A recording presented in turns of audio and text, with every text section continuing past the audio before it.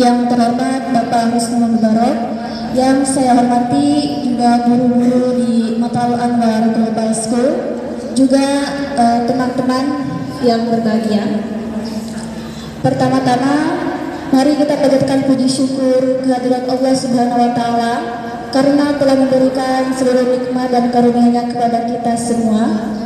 Juga tak lupa salam beserta salam semoga senantiasa tercurah limpahkan kepada junjungan kita, yakni Habibina wa Syafiina wa Maulana Muhammad sallallahu alaihi wasallam.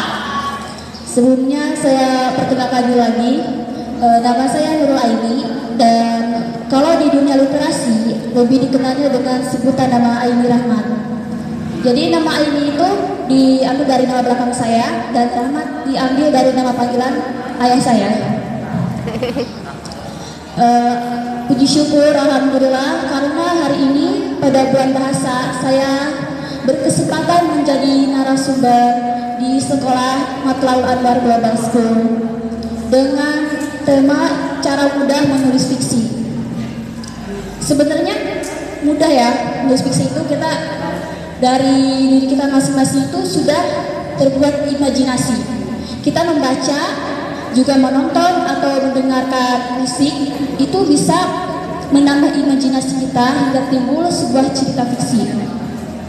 Pertama, untuk yang paling mudah untuk membuat cerita fiksi itu niat dulu. Kita kalau punya bakat tapi nggak ada niat itu nggak bakal bisa. Karena semuanya dimulai dari niat terlebih dahulu. Niat itu paling penting dalam diri kita, harus ditanamkan dalam hati kita.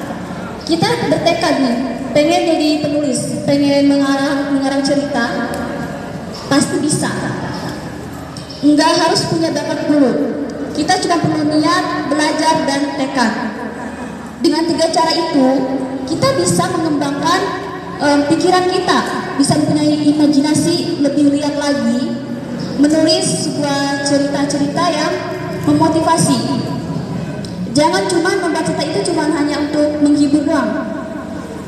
Cerita itu harus ada pesan-pesannya juga. Gimana nih supaya cerita yang kita buat mengandung pesan untuk para pembacanya. Jangan sampai para pembaca itu jadi terkotori oleh cerita kita sendiri. Dan kedua, kita harus membuat tema. Tema itu sangat penting dalam menulis cerita fiksi. Kita mau ambil tema apa dulu? Seperti tema tentang remaja, persahabatan, bisa juga tentang hujan atau bunga. Dengan cara begitu, kita bisa mengatur kedepannya cerita kita ini bakal berjalan seperti apa dengan adanya tema. Jangan sepelekan sebuah tema. Dan juga judul. Judul itu terlihat mudah, tapi sulit. Saya paling kesusahan kalau mencari judul. Gimana supaya orang-orang ini penasaran sama buku yang saya buat dengan cara membuat judul semenarik mungkin. Contohnya seperti buku ketiga saya yang judulnya Sesat. Pasti orang berpikir, wah kenapa bukunya sesat judulnya gitu? Apa mengajarkan tentang sesat? Atau tentang apa? Kan orang penasaran dengan cerita kita. Dan kalau penasaran pasti minat dong, pengen beli, pengen baca. Apa ini maksud dari kata sesat? Nah, setelah judul, kita harus membuat deskripsi. Di belakang buku itu ada sebuah deskripsi yang menjelaskan secara singkat tentang isi buku kita. Tapi jangan sampai akhirnya juga kita tulis. Gimana kita buat itu secara menggantung. Deskripsi itu kita buat menggantung agar pembaca ini makin penasaran seperti apa akhir kisah yang ada dalam cerita tersebut. Judul juga nggak perlu panjang-panjang, nggak perlu harus 5 kata, nggak perlu. Cukup 1 aja juga cukup. Yang penting singkat, padat, dan bikin penasaran. 2 juga cukup kok. Jangan berlebihan, jangan kayak ke cerita Indosiar gitu kan. Seperti istriku selingkuh dengan mantan suaminya dulu. Itu ketahuan dong isi ceritanya kayak gimana. Kita bikin yang singkat. Seperti buku keempat saya judulnya Bukan Berandal. Loh, kenapa bukan berandal? Maksud dari berandal itu apa? Kenapa disebut bukan? Ya karena cerita itu tentang remaja yang memang dia anak nakal, tapi sebenarnya nggak nakal, cuma kelihatan nakal, cuma kekurangan kasih sayang. Dan yang ketiga, kita harus tentukan tokoh-tokohnya. Dalam cerita harus ada tokoh, kalau nggak ada tokoh nggak ada cerita. Kita harus buat tokohnya ada berapa? Ada 5 tokoh sepertinya, peran utama ada 2, yang sisa yang 3-nya peran pendamping. Setelah tokoh-tokoh itu tercipta, kita juga harus membuat karakter-karakter dari setiap tokoh. Setiap tokoh itu penting memiliki karakter tersendiri. Yang pertama, karakternya nakal, yang kedua bawel, yang ketiga seperti pengganggu. Itu harus ada. Jangan yang satu nakal semuanya nakal. Jangan kayak gitu. Gimana sih caranya supaya tokoh dalam cerita kita ini hidup, terlihat tampak seperti nyata? Jadi setiap tokoh itu memang sangat penting untuk memiliki setiap karakter, nama. Juga kita harus menjelaskan secara detail asal usulnya. Asal usul dari tokoh pertama ini seperti apa? Dari keluarga kaya atau sederhana? Apa dia remaja atau dewasa? Itu penting sekali kita jelaskan agar pembaca itu tidak bingung. Pembaca juga perlu penjelasan dari penulisnya seperti apa nih karakter tokohnya, yang mana yang jahat, yang mana yang baik. Kalau kita nggak jelasin tentang karakternya terlebih dahulu, nanti pembaca kayak bingung gitu. Ini sebenarnya yang jahat di mana, terus sisi konfliknya di mana. Kita setelah menentukan tokoh dan penokohan, tokoh dan penokohan itu beda ya. Kalau tokoh-tokoh itu ya pemerannya, kalau penokohan itu sifat-sifatnya. Setelah siap yang kedua itu, kita siapkan juga alur. Pengen alur cerita ini seperti apa?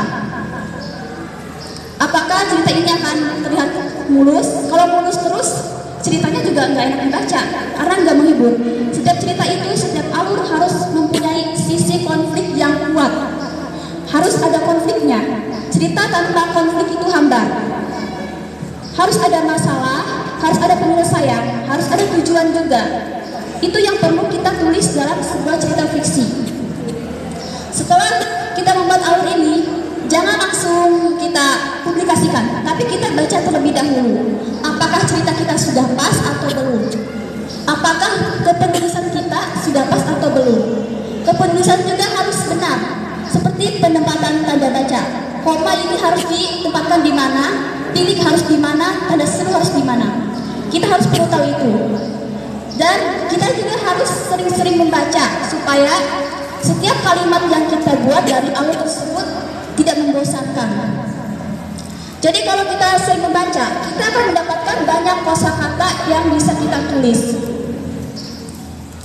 Juga diksi itu penting. Biar ada hal yang berbeda dari cerita kita. Kalau kita membiasakan seperti membuat puisi itu kan berkaitan dengan diksi-diksi seperti contohnya Nabastala. Nabastala itu artinya langit, Bagaskara artinya matahari, Buana artinya bumi. Itu penting harus kita ketahui untuk tulisan-tulisan kita. Biar orang itu menambah pengetahuannya juga. Ini Nabastala ini apa ya? Bagaskara ini apa? Dengan seperti itu, kita juga selain membuat cerita, kita juga menambah pengetahuan, wawasan, dan kita butuh riset terlebih dahulu. Apakah cerita ini sudah benar bagus atau belum? Apakah cerita ini tidak cacat logika? Karena ada yang istilahnya cacat logika dalam sebuah cerita. Cacat logika itu paling menakutkan bagi para penulis. Seperti ada orang tertabrak motor, cuman kesenggol doang langsung mati. Itu kan cacat logika. Kesenggol doang langsung mati gitu. Kita harus ada penjelasannya.